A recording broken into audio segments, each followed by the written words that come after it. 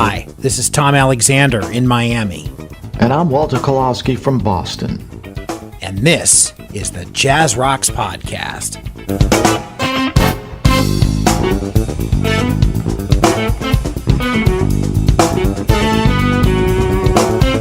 Hello, everyone, and welcome to the Jazz Rocks Podcast, a very special edition of the program today, as we recall the legacy of the great Larry Coryell, who we lost just a short time ago. And Walter, certainly we know that Larry was an absolute titan in this music.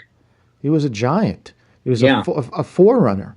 Way back in the 60s, he was playing aspects of what would later be known as jazz fusion music, jazz rock. He was with Gary Burton. Then he had his own band, the Free Spirits. He was playing with rock players even back then. Yeah. We're going to open up the show with a tune that got it started for me. This was my introduction before going back and listening to other music. This is Spaces.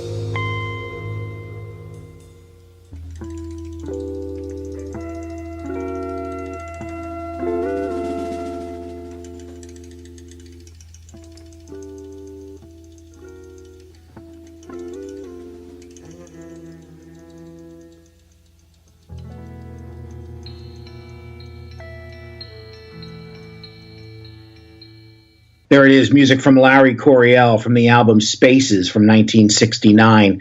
A veritable who's who of fusion on that track, right, Walter? Indeed, Tom. Larry Coryell on guitar, John McLaughlin on guitar, Miroslav Vitous on the upright bass with a bow, Chick Corea on electric piano, and Billy Cobham on the drums. We were calling Larry Coryell the legacy, the man, the music.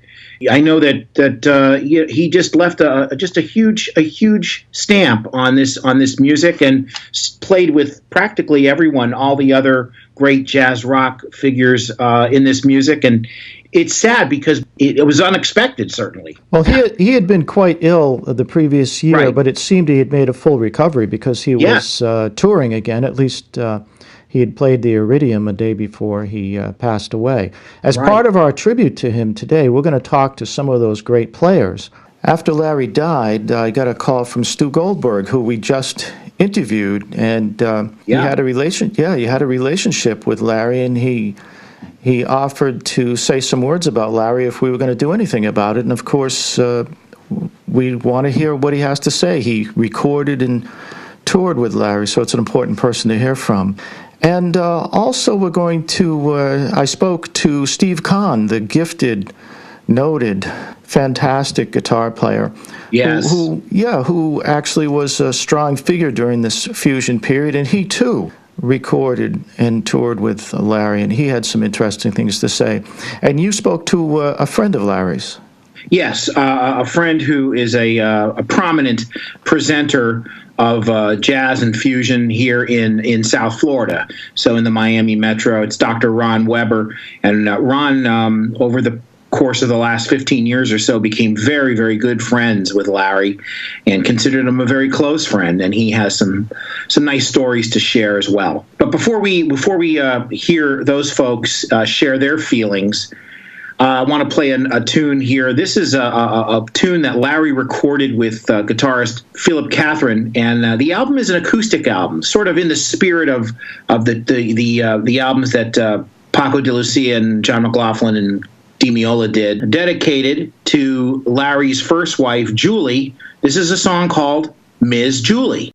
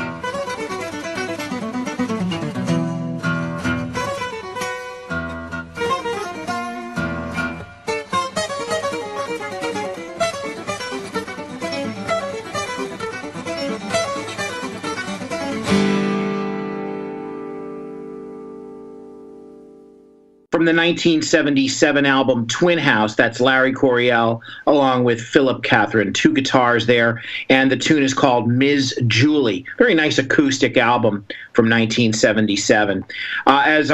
We dedicate this program today to Larry Coryell.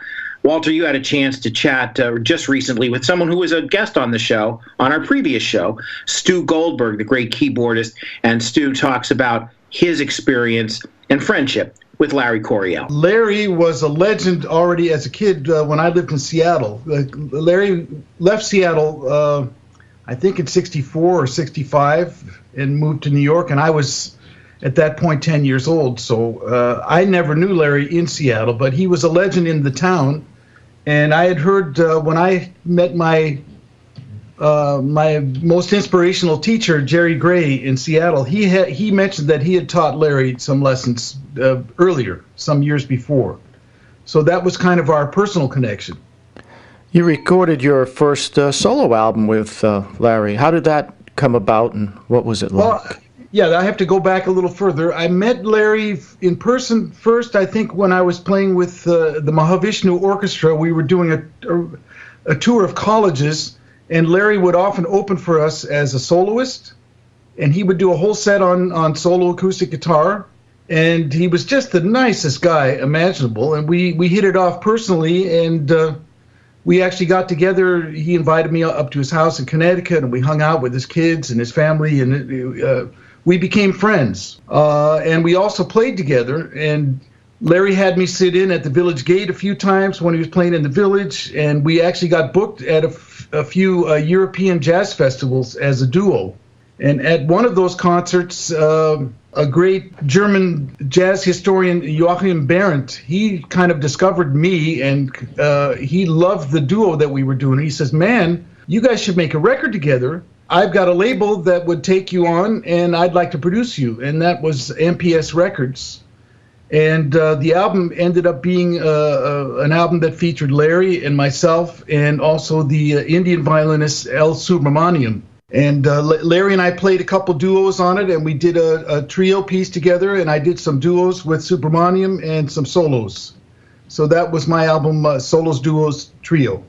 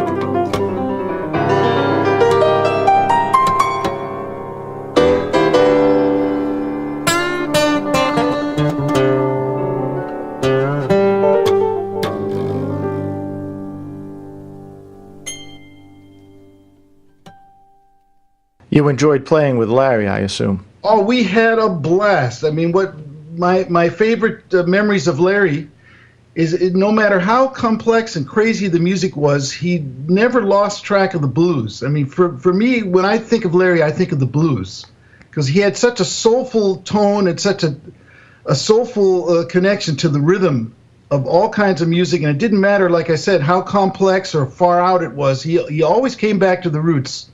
And he had a way of injecting the blues into everything that he played. And that's what I loved the most about him. And also the fact that he had experimented with different kinds of meditation and all kinds of, faith-based spiritual quests and this and that and the other. But I don't mean to put it in crude terms, but he had the higher chakras going, and he also had the lower chakras going, which I loved about him, that he had this humanness to his music, which hit home to me. What legacy do you think Larry left behind in jazz, and more specifically jazz rock and fusion, if we can categorize it? Well, I mean, a huge, huge legacy. I mean, the pioneering work that he did with Gary Burton when he first came out was just, revolutionary on the guitar.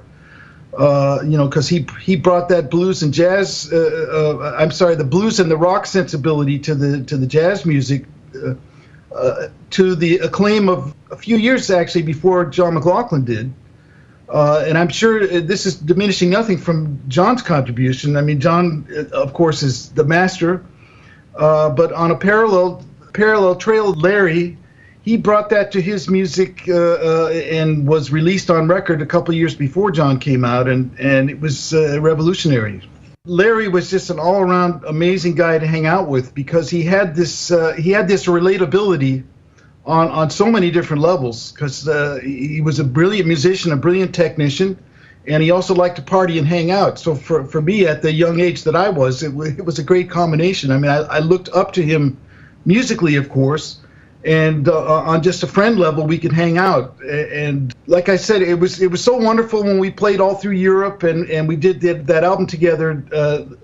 And by the way, while Larry came specifically to record with me, and unbeknownst to me, he had two other projects booked. He did night sessions during the afternoon, and he was making he was doing a solo album and a duo album with a German pianist at the same time. He was like booked around the clock, this guy. He was working, 15 hours a day when we made that album. Very prolific. Hello, this is Dennis Chambers. You're listening to the Jazz Rocks podcast with Tom Alexander and Walter Kolosky.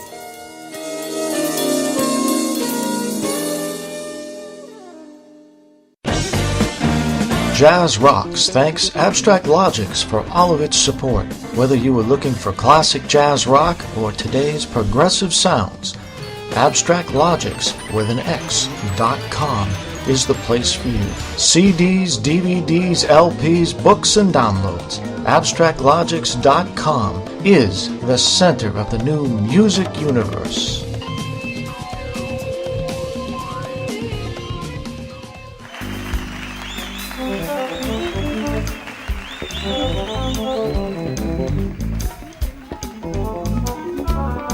Guitarist Steve Kahn has been a major force in jazz and jazz rock music for over 40 years.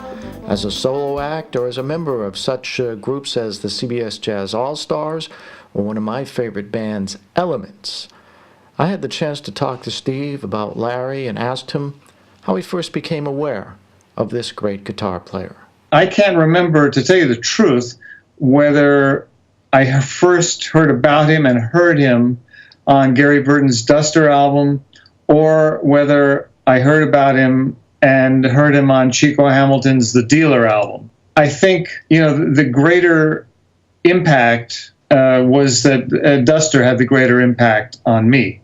In those years, I'm not saying that they're still not important, but, Downbeat magazine, was really, the Bible of our music. And when Downbeat magazine sort of pronounced that it was okay to play the guitar like that in a jazz setting, that was, sort of what some of us would have thought of as jazz guitar, Wes Montgomery, Kenny Burrell, Grant Green, Jim Hall, and a ton, lots of other great players. But those four, say, great players were to me, the voices of jazz guitar. And it meant that, Larry had brought the guitar into this whole new age of possibilities. So Larry was really in the forefront of everything, that was happening in what was to become known as the jazz rock fusion movement, the fusion era, all of that stuff. At the time, there were the three, I think, principal groups that somehow were reaching people in a way that never happened before. And that was the Charles Lloyd Quartet, which happened to include, Keith Jarrett. I think then it was Ron McClure and Jack DeJohnette. And then you had Gary's band. And, of course, Miles had gone electric. In those years, I must have seen the Gary Burton Quartet, I don't know, maybe 3 or 4 times. I can't really remember. I finally summoned the courage to go talk to Larry. And I remember talking with Steve Swallow and Bobby Moses. And, Larry and I, we struck up a friendship. Around this time, Steve, you were in Steve Marcus's Count's Rock Band.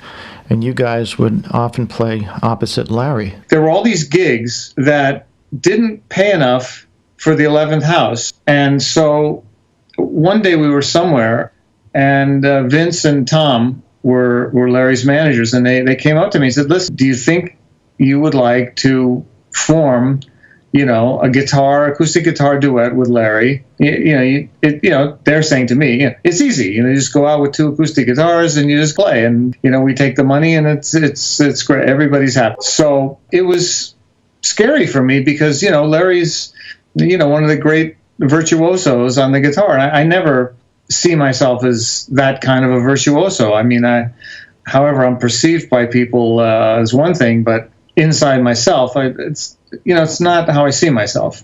As I speak to you, I'm sitting with an LP copy of Two for the Road, and one of the great things that I did on this record as the producer was I put in a chronology which lists every single date that we played on the back cover, like our itinerary for those 2 years between 1975 and 76. If you can believe this, it says here our first rehearsal was on March 8th of 1975, and then 5 days later, we played 3 nights in Detroit.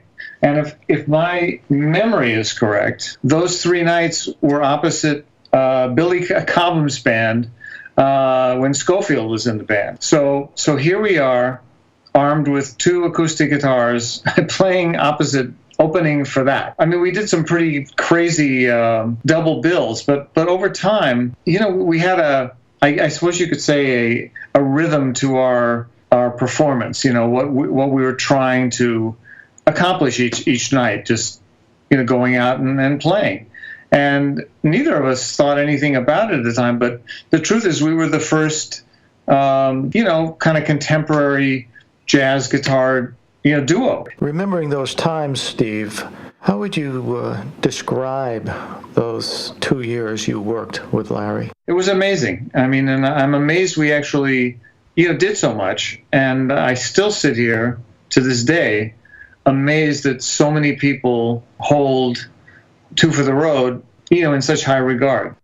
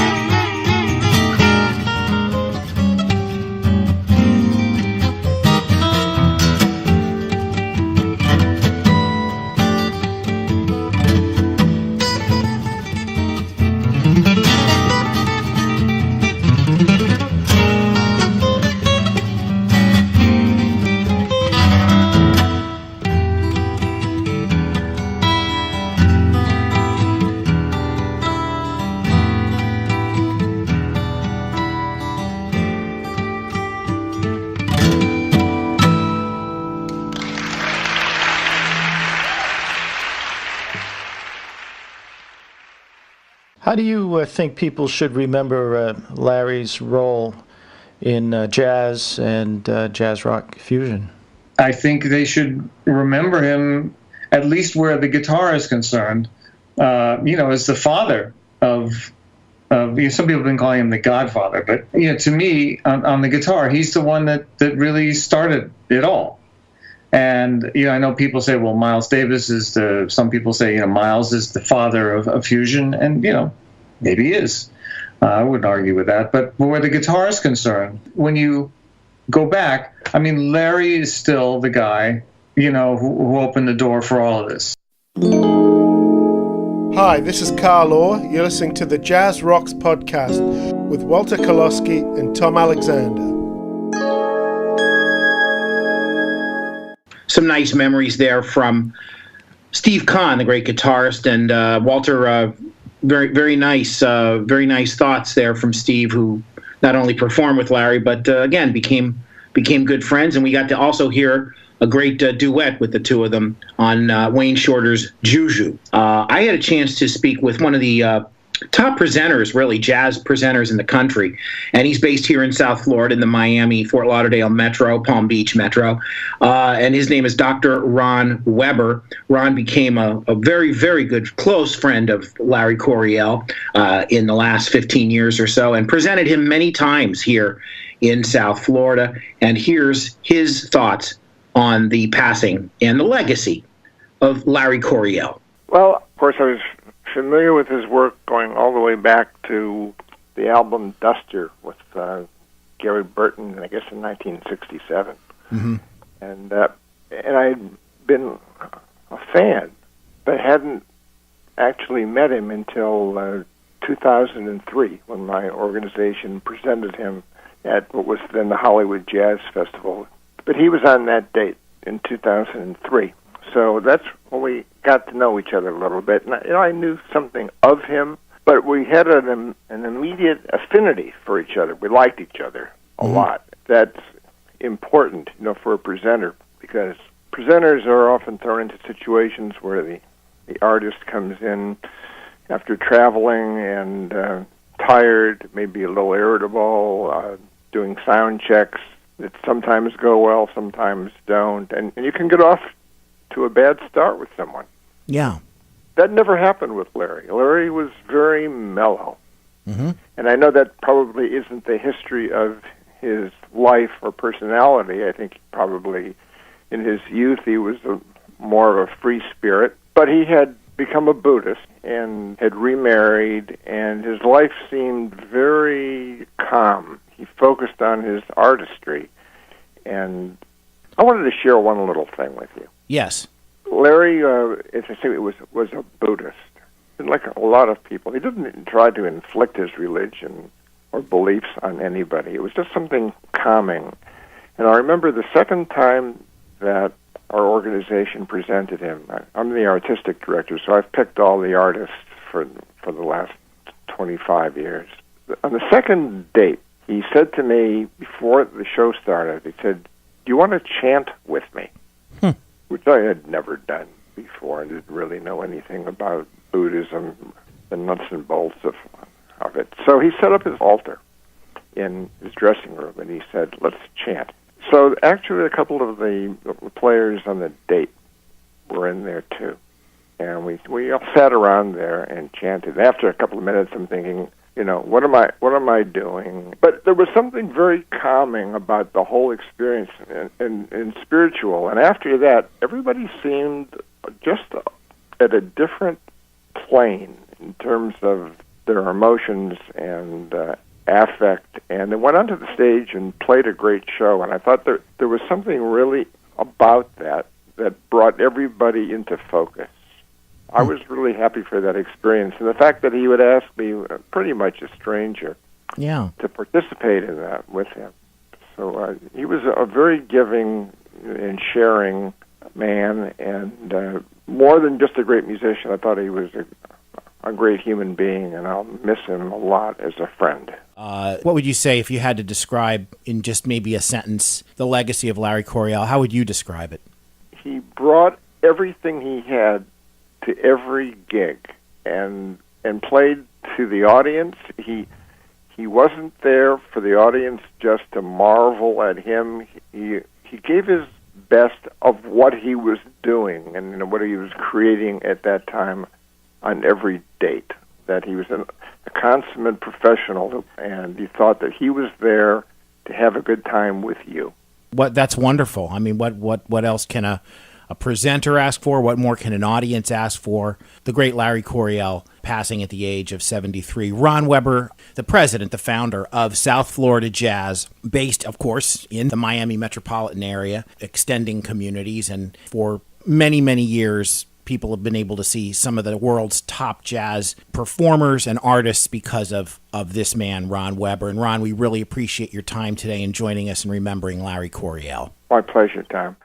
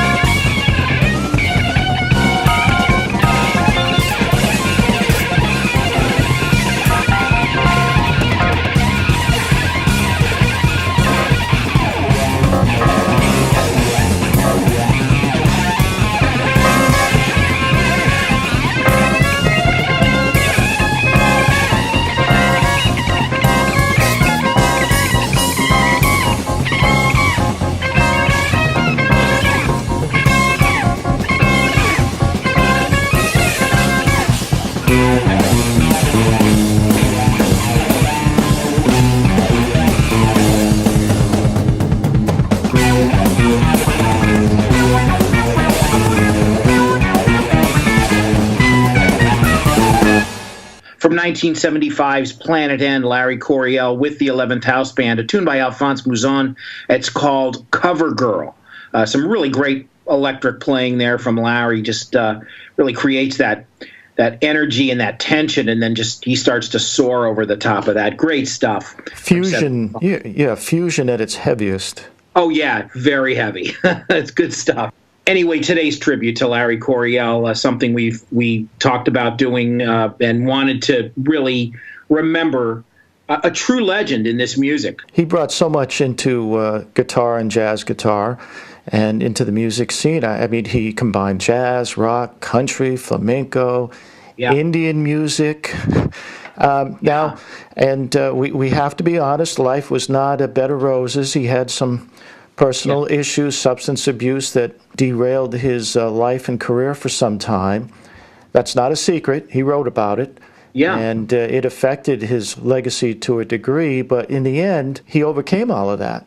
I think he's universally admired for what he has accomplished and overcome. Yeah, no, I couldn't agree more. I mean, everything I've heard has just been very encouraging and supportive and friendly, and they look back on his life and his music with great fondness. So it's nice. It's a good way for anybody to be remembered. And the great Larry Coryell passing at the age of 73.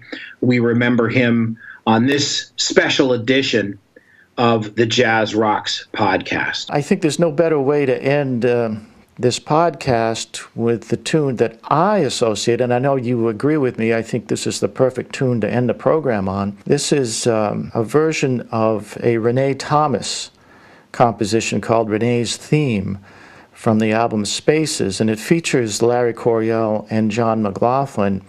And its importance to me and to a lot of fusion fans, I believe, is it really set a future standard which other players needed to try to match, or at least try to aspire to. Just the spirit of this. You hear two humans verbally connecting, and then, in a human way, and then playing guitar in an inhuman way. All right, that's right, okay.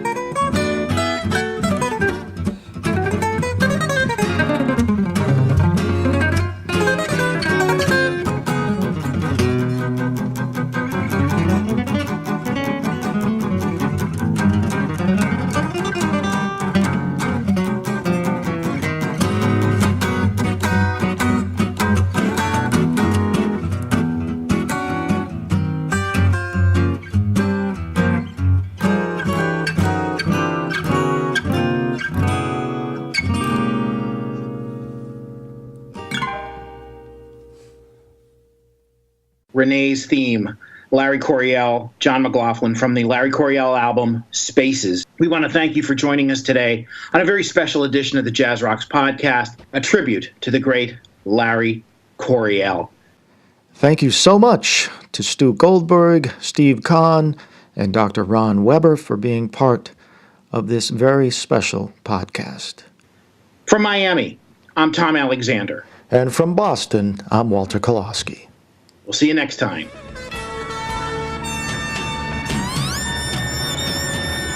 The Jazz Rocks podcast with Tom Alexander and Walter Kolosky is produced at Studio Alpha in Miami in association with Alexander Productions. If you'd like to advertise on the Jazz Rocks podcast, send a note to info@alexanderproductions.com. Visit us on Twitter at JazzRocksPC. Our SoundCloud page is Jazz Rocks Podcast.